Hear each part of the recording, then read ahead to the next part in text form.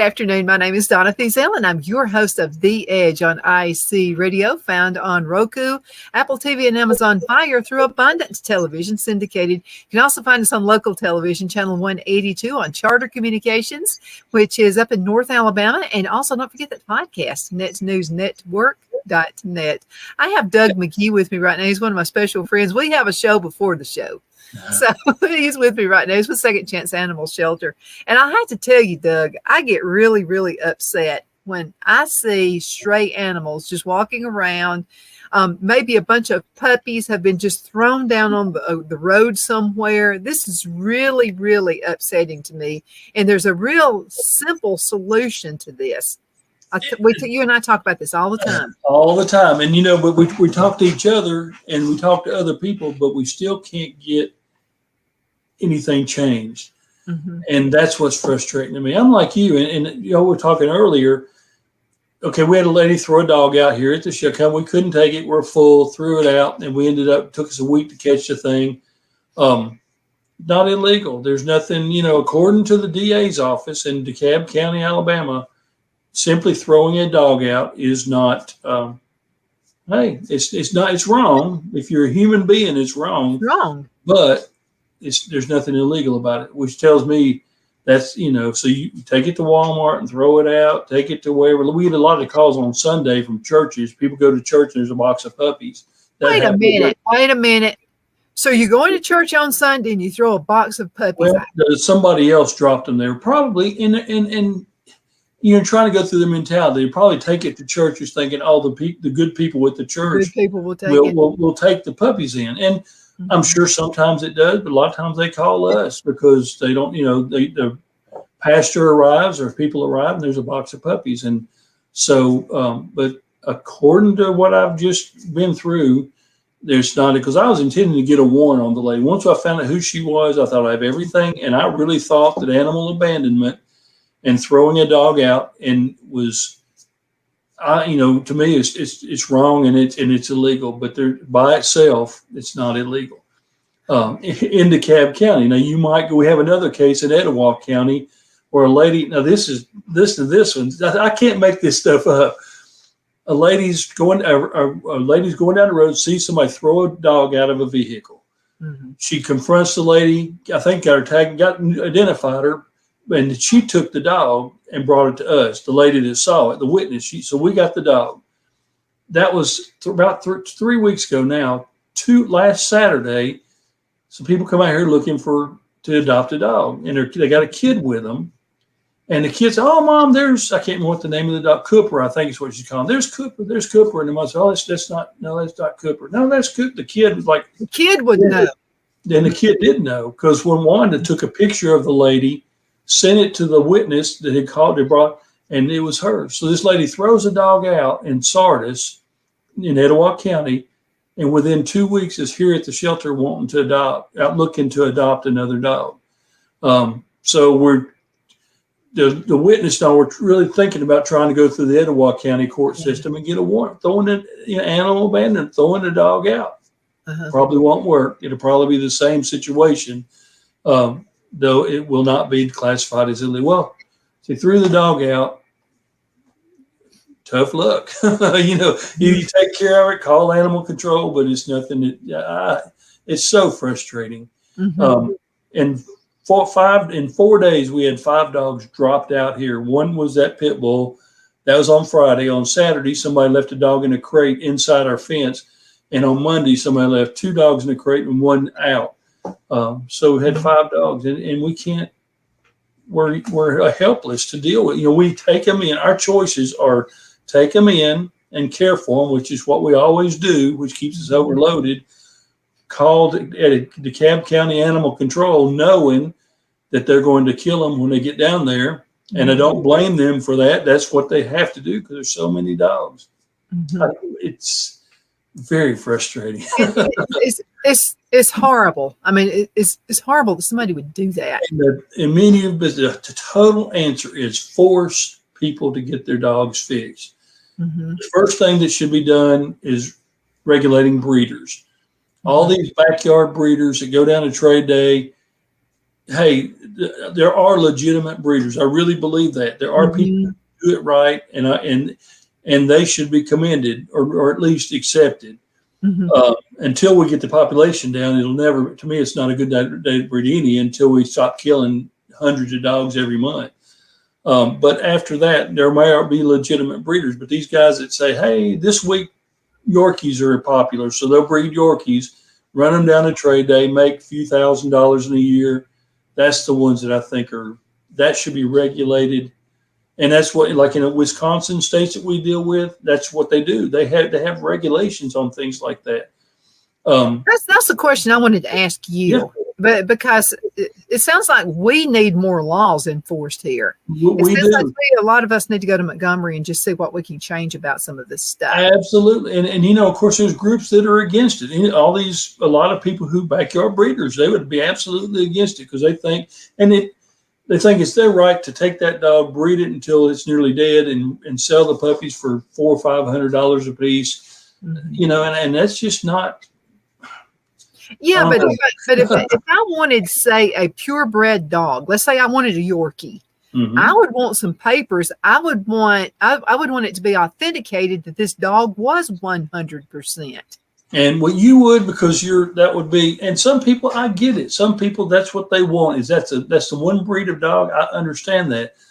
Down there at trade day. Yeah, but how do I know it's not mixed with some other dog? Oh, you don't. How do you know that his brothers and sisters aren't the parents, and then your dog might have issues because of inbreeding? There was a breeder in Albertville. He's dead now, and it was so horrible at his place. And that's why he did Chihuahuas. He would take them to trade day, sell them, and he always, what they said his ploy was, he'd have one Chihuahua in a crate, and people come up and then, oh, it's my last one, it's my last one, and it's whenever they walked off, then he'd pull another one out. He would just kind of draw. He played them. But his situation was so bad that they told him he could not breed in Albertville anymore. Albertville actually went in animal cruelty because it was so horrible. But being a city court, they could only limit the restrictions to Albertville, and he moved out in the county and started his operation again. Yeah, he's doing it somewhere else. Yeah, exactly. So there's just so many frustrating parts of this. But we need to regulate breeders in Wisconsin. If you take more than 24 dogs, if you produce more than 24 dogs in a year, you have to be licensed. We're licensed in Wisconsin. We have to pay them $300 a year to allow us to take more than 24 dogs to Wisconsin. And they regulate the people that foster for us. I mean, it's not harsh regulation. It's just making sure they're reasonable. And we don't have anything like that here. But, hey, this week Yorkies are popular, so I'll buy me 2 Yorkies. I'll breed them until they can't breed anymore, sell them, make money, and then next week when it's French Bulldogs, I'll start breeding French Bulldogs. That's the mentality here. And I've also said one thing we really are missing, these guys, backyard breeders, I'm sure they're not reporting any kind of business, anything. I'm sure that's all cash. No, they're not paying taxes. They're not like we're doing. So that's an angle that I would think should be pursued by counties on where's your business license, and here's an IRS agent. We want you to talk to him. If we can't enforce animal cruelty laws because we don't have them, then let's go after laws we do have in place. I'm sure if somebody's making $100,000 a year breeding dogs, the IRS would like to know. And I would think so. I would think so. We had a guy come in. Go ahead. No, you go ahead. We had a guy came in here wanted a job, and he worked for his parents, and they breed French Bulldogs and get, I think, $3,500 a piece for them. So it doesn't take many of them to make a whole lot of money. So I'm sure there's a lot of breeders making a lot of money that's not reported because they're selling it on venues and cash and that kind of stuff. Right. Well, and I know there's policemen and, people in law enforcement right now are so shorthanded because there's so many, I'm sure they are. And in some cases, they probably see things happening that think, well, I'd probably better go after the drug. Exactly. Whatever, something like that. But there's a place that was up, and I don't think they're there anymore. It's up on 75. You're from Geraldine and you're going towards Albertville. It's on the left-hand side. And it was like a whole bunch of roosters. I've seen that. I have. Okay, that tells me, I don't know anything about raising fighter roosters or anything like that, but I just thought it a little odd that there were a bunch of roosters like in these little tiny like pens kind of, and they're all separated. To me, that's your raising fighter. Is there not something against that? I don't know if raising gamecocks or whatever you want to call them is. I don't know on that. I really don't know. But just from my experience, I was a policeman for 21 years in Alabama. That's always, now it is getting better. There is more negativity associated than there used to be. Mm-hmm. But, you know, we ran across operations like that when I was a police officer. And the one that one time we busted them, and it's kind of a wink kind of thing, you know, when they went to court, $50 fine. The money had been confiscated. Well, the money went back to the people. It was kind of one of those, they almost viewed it as a victimless crime. They really do, kind of like gambling operations and things like that. There's really not a harsh punishment. That is changing. There are a lot. It seems like more and more people getting aggravated with rooster but fighting. It's not changing fast enough. No. To me, it's pretty obvious. You're right on 75. I mean, you're right on it. You know, you're not on some side road. You're being blunt. I mean, you're just like open about it. Here I am. Here's some roosters. And I didn't see any hands. It's all roosters. And once again, it's kind of like in Alabama, it's kind of been telling, well, you know, at least it's roosters and not dogs. I do think people in Alabama would be a lot more adamant about going after dog fighters than rooster fighters. It just seems like that's the mentality. You know, if somebody's fighting dogs, I think people would be a lot more upset about it. But fighting roosters, they kind of look like, well, it's kind of, you know, when I was growing up, one of my dad's friends, he fought roosters. This was in Tennessee in the 1960s. He got out of it over the years just because whatever reason, but it's just something we haven't completely. But now, normally, if you see rooster fighters, you're thinking idiots and morons. You're not thinking, you know, back then it was a little more socially acceptable, you know, more normal people. But now I think we all kind of look at it. So it will go away, just not fast enough. Yeah. We're always just a little bit behind the times here. Let's go into a commercial break. We're going to be right back in just a minute. Everybody hang in there. Man, time flies. It does. You've been at this for 12 years. Why are you doing it? Because God's children are not for sale. Rated PG-13. The Hatter Cafe and Country Inn is nestled in the northeast corner of Alabama the Beautiful in the delightful town of Mentone. We're located on top of scenic Lookout Mountain near Little River and DeSoto State Park and located only 5 minutes from shopping and restaurants. There is also a nearby community walking path and golf course. We welcome everyone through the doors and we are committed to outstanding service for all guests. At the Hatter Cafe and Country Inn, we invite people from all walks of life to come and get away from it all, enjoy the open spaces, treetop views, fresh, clean air, and experience Southern hospitality at its finest.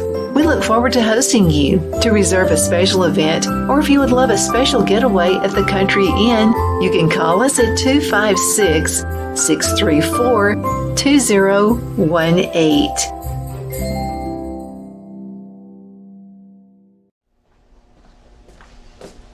Are you ready? We all wonder what tomorrow will bring, but the future lays itself at the feet of the prepared and surrenders to the will of the persistent. It's not easy, but today shapes you so you can shape tomorrow. With Northeast Alabama Community College, when the future asks if you're ready, you can answer yes. Begin your future at Northeast Alabama Community College. The only place I buy my beef is Lone Tree Ranch in Collinsville, Alabama. Their cattle is born and raised on their ranch, grass and grain fed, and you can feel confident when you serve your family and friends because their beef is all natural and no antibiotics or hormones are added. You can buy whole beef or perhaps go in with family or friends and buy half. Their customer service is number one as they take care of the delivery to their local processor and can deliver to your home for a small added fee. They also offer herd replacement heifers. I always call Lone Tree Ranch in Collinsville, Alabama for my beef specialty recipes and cookouts, and you can too. Food shortages are increasing, so buy local by calling 256-523-6462. That's 256-523-6462.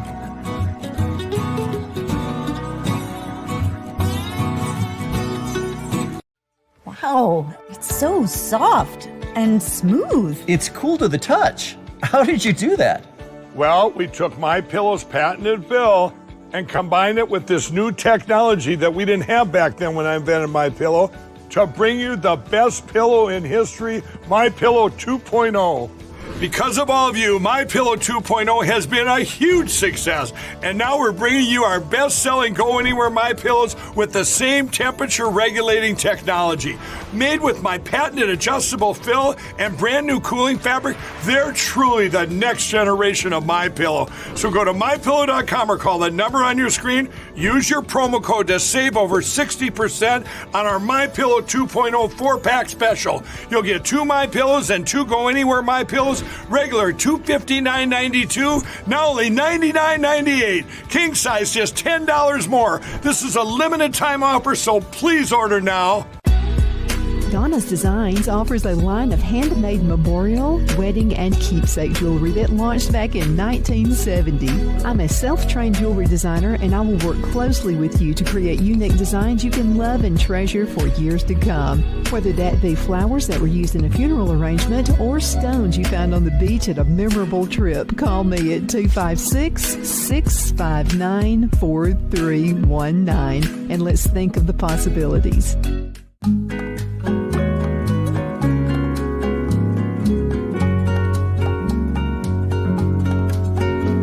At Lamone's Mexican Restaurant, located in Henniger, Alabama, and voted Best Mexican Restaurant of DeKalb County, Alabama 2020, we're here to serve you with authentic Mexican cuisine. Order easily online by going to lamonsmex.com or call 256-657-3999 to place your order. We're open Sunday through Thursday, 11 a.m. to 9 p.m. and Friday and Saturday, 11 a.m. to 10 p.m. Whether you're celebrating a cozy date night for two or a celebration for a crowd, at Lamone's you'll love our atmosphere and friendly servers. Thank you for dining with Lamone's Mexican Restaurant.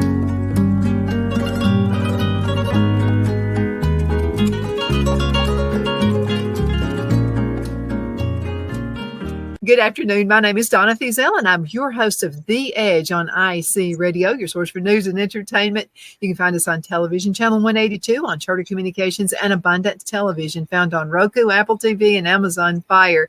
Check out the podcast, netnewsnetwork.net. I'm with my very good friend right now. His name is Doug Mcgee with Second Chance Animal Shelter. We got to mention Wanda. Wanda is the glue that keeps it all together. I'm just telling you, that girl, that's the hardest working person I know. Well, her and my brother Keith are together. I mean, I can't imagine. Nobody works harder than Wanda. Normally, 4:30, she's up and instantly goes and starts addressing issues that pop up overnight on Facebook or whatever. And from that point on, she's right now she has gone to Gunnersville to take 3 dogs that got adopted and are going to another rescue group. So Wanda doesn't stop. And I'm glad you mentioned her because she doesn't get the credit for, I'm the one on there talking on here. And yesterday I went to the Rotary Club because she won't do stuff like that. But she's the driving force behind it. And I don't know. There's no way to acknowledge how much she does. She is the driving force, no doubt. You hear it all day long. Hey, Wanda, hey, Wanda, hey, Wanda. She's like a mother, all day long. I'll do it all day. Hey, Wanda, hey, Wanda. Yeah. And I hate to say this to you, but like when I have to do a change in schedule or something, I usually just talk to Wanda instead of you. I'm sorry. But. And that's, Wanda is the one and Teresa. Teresa's gone to fix. Teresa's awesome too. So they handle that because, I'm not a tech person at all. I pretty much have to say, hey, how do I set this up? And both Teresa knows that, and Wanda knows everything about the shelter. I'm really telling you, and that goes back to women and men. I really believe women as a group are the driving force behind all animal rescue.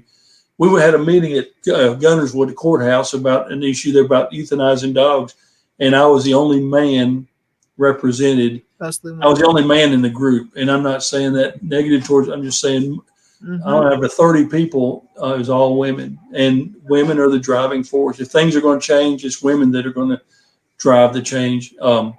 And you got to admire that. I mean, I'm here because women. I'm just kind of following the women, or I don't want to hear that. Well, let's talk about the different roles, okay? And let's begin with Teresa, because Teresa's a smiling face, and she's really, her heart is really with it. I mean, She started as a volunteer. She didn't have a job at the time. Come out here to volunteer, and it worked out real well.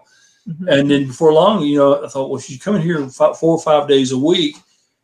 I felt guilty really about not paying her, because I knew that her husband worked and they have but still, I mean, she's working pretty much full time. So we gave her a job, doesn't pay much at all, but she was happy that way she could afford gas and stuff to come down here. And then since then, she's been here 5 or 6 years. And once again, she does the technical stuff, the computer stuff. She handles answering the phone. She's great. If you talk to her on the phone, you'll notice she normally is upbeat, not negative. Very, very seldom will she get rude, but every now and then somebody will push her buttons. But she needs to be rude with them. So Teresa handles the office part. And that's real important. One of our goals here has always been to answer the phone. Most shelters, if you call them, you're not going to nobody's going to answer. It's just the way it is. They don't answer the phone because they're doing other stuff. I think it's important for us to answer our phone, and that's what she handles. Teresa's kind of not really the office manager, but yeah, that would be it. Now, Wanda is the catch-all. Like I said, she's like the mother of the shelter. Wanda, this needs to be done, this needs to be done. And while she's telling people to do it, she's also doing it. Yeah. She feeds dogs every day, cleans kennels, does everything that everybody else does. And that's why they love her. And that's one of my downfalls. I don't do stuff like that much more. I'm actually normally here just stressing out. I'm probably the most useless person that works here. No, I'm not going to say that at all. I mean, I'm normally the one saying, "Oh, how do we pay these bills? Oh, how do we do this? Who do I need to call? I need to talk to this person to try to get this fixed out." So who knows? Once again, the women are the driving force. You got, and we got 7 employees that are full time now and 7 that are part time, and all of them basically taking care of dogs is what they do. Robin, and I know y'all don't know who these people are, but just picture a very petite 95-pound girl that's just a ball of fire, and she's our rescuer. Robin is the one. She went in a drainage pipe up here at Cleopatra, head on towards a dog. A dog was in the drainage pipe, stuck in there, and facing a dog head on in a drainage pipe is not something I wanted to do. Wanda's done it before, I know, but Robin went in that drainage pipe and got that dog out, and it was terrified, and we got it back here. Dog for 2 weeks was terrified. But now the dog's living, I think it's either in Pennsylvania or Wisconsin, and the greatest dog people said they've ever had. It was just, so mangy you couldn't even, had no hair, but so Robin's our little rescue. Which I wish you could see a picture of her, because you would never think that this petite girl could be, but she does it. And we've got others. We've got Jenny, who's been here longer than any other employee. She's kind of like Wanda, and she tells people, and she's very good about telling people what to do. And we've got a good staff. For what we pay, we've got an amazing staff because they're here because they like the dogs and care about the dogs. All of them. That's the driving thing that makes them be here, is they love these dogs. Let me ask you a question. Can you also use volunteers? Do people come in just to volunteer? We do. We have one lady that comes in. Her name is Claudia. And I can't remember what country she's from, but she married a man from the military, and she's from, I keep thinking Croatia or somewhere in Europe, but she's got the accent. But for 5 years now, she's been out here 3 nights a week like clockwork, and she comes, and all she does is deep clean kennels. She'll come in at nighttime. Normally she gets about 5 o'clock and works till 9:30 at night. Heat, it doesn't matter. She's just dedicated, and she loves the dogs, and she loves cleanliness. She's a real detailed kind of person. And whenever she's gone through every kennel in the shelter several times, and whenever she gets done, she'll always come to me and say, "Hey, I did it again. I cleaned every kennel out here." Just spit shines them. So that's just that's something that she's driven to do. We got one lady that comes every Thursday. She stays about 2 hours, and she comes in and just helps get the girls started cleaning the BB center and stuff. Don't ever hear from her very often. Her name is Terry. She drives over from Arab.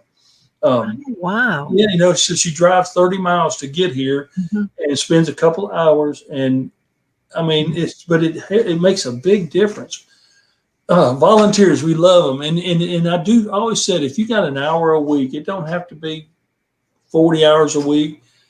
Just come out here, walk a dog. Come out here once a week and take a 15-minute walk with a dog. And you're helping the dog. You're helping socializing the dog. It'll be good exercise for you. And at the end of the 15 minutes plus the time to get here, you may feel like you've done very little, but it's a positive energy move. It's something positive. So hey, give it a whirl. Hopefully one person. If you volunteer, another thing too is what I liked about Wanda, she makes sure everything's on the up and up. So there was a form, and I wasn't expecting this. So I came, because I'm part of the Master Gardener's class, and so I worked for just a few hours. I'm going to be doing that every year. So, to keep my license and all. So I just like to do it anyway. And so she said, I said, well, is there anything for me to fill out? Boy, right. She just pulled that paper out. She said, yeah, just fill this out. So I went on ahead and filled that out. I liked it because I already knew you guys were on the up and up. But there's something to me about signing a paper that makes it just feel like it's the thing to do. I don't know. I enjoyed signing the paper. And I tell you, on your end, see, you came out and we don't get a lot of landscaping help. And you fix the flowers up there, or I guess you said it's a strand of corn, some kind of corn growing out there. So you got that. And every day when I see that, I come down here and I think that looks so much better since you clean that out. I mean, I'm not a gardener, and most of the people that work here, but that just because you used your skills and knowledge, and I do, when I see that now, I notice how much it's gotten thicker and grown because you came out, volunteered your time, and the rose garden down here, you fixed Wanda's mother planted roses down there years ago, and we neglected it. It's just it happened to be a spot on the shelter that we just really didn't do a lot with. Well, now that's dressed up, and I took your advice, and we use the coffee grounds and eggs. I've got a bucket. The most amazing thing. And we put the pine mulch in there. So now we've got a rose bed that looks nice, and that's because of you, a volunteer, came out. That's still what I wanted to do. But that's what I'm saying. And I urge anybody, if you want to be part of the Master Gardeners program, you do volunteer work out into the community. You do that as well. So I encourage you, choose an animal shelter if you're wherever you're living at, anywhere in the United States, and you're watching this right now, because it needs to look nice when you walk in too, right? For the people that want to leave their animals. So, but anyway, I've got a lot more to do. Doug, we're going to have to call it a day. Can you believe this? I love this. I'm fine. Well, thank you, Doug. You're going to be back though in another couple of weeks. We're going to have another segment. But thank you for watching The Edge, because you're a very important part of this. And we also want to thank our sponsors for making this happen as well. Thank you, thank you, thank you, thank you. Okay, Doug, I'll see you later. All right. Have a good one. Bye, everybody.